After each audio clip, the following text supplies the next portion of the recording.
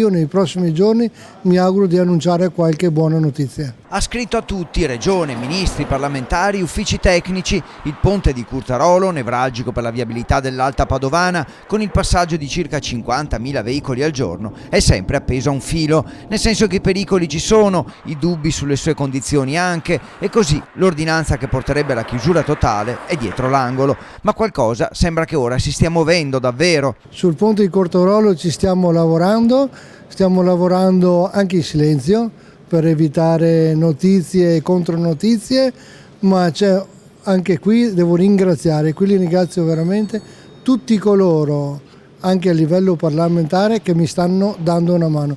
Padova finalmente, anche sul ponte di Curtarolo, sta dimostrando di fare squadra. Mi auguro che nei prossimi giorni annunciare una buona novità.